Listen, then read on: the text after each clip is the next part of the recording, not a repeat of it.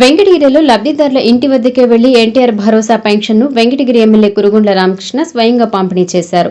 వృద్ధులు, వితంతువులు, వికలాంగుల ఇళ్లకు వెళ్లి నేరుగా నగదును అందజేసి వారి యోగక్షేమాలను అడిగి తెలుసుకున్నారు. ఈ సందర్భంగా లబ్ధిదారులు ఆనందం వ్యక్తం చేస్తూ 1వ తేదీనే తమ చేతికి డబ్బులు అందుతున్నాయని ప్రభుత్వానికి కృతజ్ఞతలు తెలిపారు. అనంతరం ఎమ్మెల్యే రామకృష్ణ మీడియాతో మాట్లాడుతూ ముఖ్యమంత్రి చంద్రబాబు నాయుడు నాయకత్వంలో పేదల కష్టాలు తీరుతున్నాయన్నారు. సెలవు దినం వచ్చినా సరే ఒకరోజు ముందే పెన్షన్లు అందిస్తున్న ఘనత కూటమి ప్రభుత్వానిదే అని అన్నారు.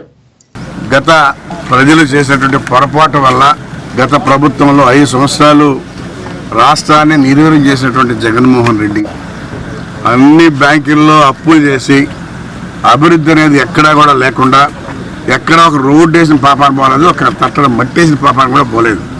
మన ఆ బ్యాంకులో డబ్బు ఏం చేశాడో కూడా తెలియదు. ఆ విధంగా దోచుకొని ప్రజలను అన్యాయం చేసి ఎక్కడ అభివృద్ధి అనేది లేకుండా మీ పెన్షన్లు కూడా ఆయన 10వ తారీఖు 15వ తారీఖు ఎప్పుడో ఇచ్చేవాడు. ఈరోజు ముఖ్యమంత్రి పేదవాళ్ళ దృష్టిలో పెట్టుకొని ఒకవేళ లీవ్ వస్తే 1వ తారీఖు ముందు రోజు ఇస్తూ ఉన్నాం. ఎందుకంటే పేదవాళ్ళు ఎదురు చూస్తూ ఉంటారు అనే కాన్సెప్ట్తో ఒక్కరోజు కూడా లీవ్ వస్తే ముందు రోజు ఇచ్చే కార్యక్రమాన్ని ఈరోజు చేస్తూ ఉన్నారు.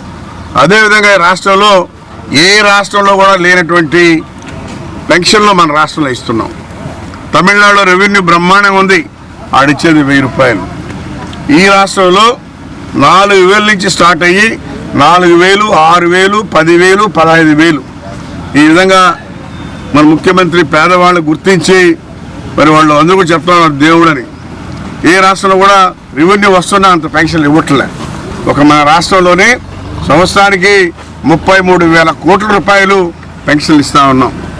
అదేవిధంగా అభివృద్ధిలో కూడా ఎక్కడ వెనకాడకుండా అన్ని రకాలుగా మరి అభివృద్ధి 2 కళ్ళుగా తీసుకొని ఒక పక్క డెవలప్మెంటు, ఒక పక్క ఈ పెన్షన్లు అన్ని రకాలుగా ఏది కూడా పోస్ట్పోన్ చేయకుండా డేట్ల ప్రకారం జరుగుతూ ఉన్నాయని చెప్పని తెలియజేస్తా ఉన్నాం.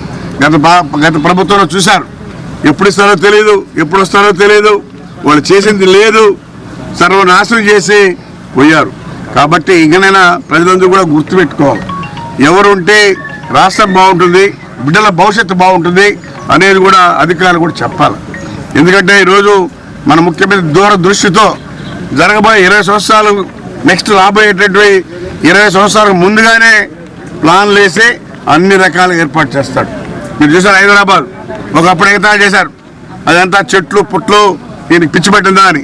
ఈరోజు ఆ హైదరాబాదు ఒక సింగపూర్ లాగా తయారైంది.